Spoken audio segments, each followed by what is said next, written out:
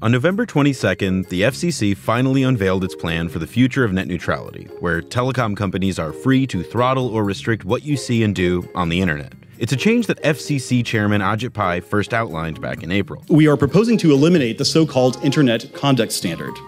This 2015 rule gives the FCC a roving mandate to micromanage the business practices of internet companies.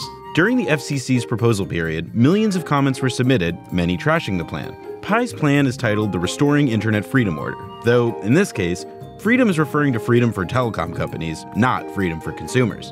The plan has been labeled a full repeal of the 2015 net neutrality rules created under President Obama, which Pai claims heralded a dark period of government overreach following an apparently flourishing utopia of light-touch regulations. Needless to say, Pai's plan has been met by a wave of criticism from activists and experts. But let's be clear here.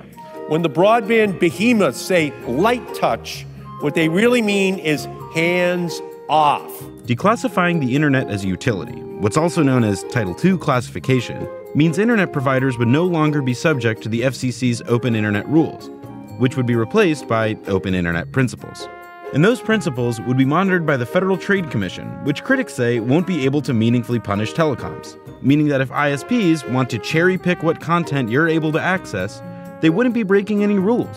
They would be breaking principles, which are much harder to enforce. In fact, the only firm rule ISPs will have under this order when it comes to net neutrality is the obligation of transparency. So, if an ISP is throttling your connection, they can do it so long as they tell you about it. Pai argues that regulation has led to lower broadband investment, but the telecom's own CEOs tell investors that net neutrality rules don't really affect their infrastructure plans. Because Republicans control the FCC, there's not much that can stop Pai's plan. The draft order even has special provisions to prevent individual states from creating their own net neutrality regulations now that the federal government is calling it quits. The official FCC vote on this will happen on December 14th. Maybe it's time to get a head start on all that Netflix you were planning to watch.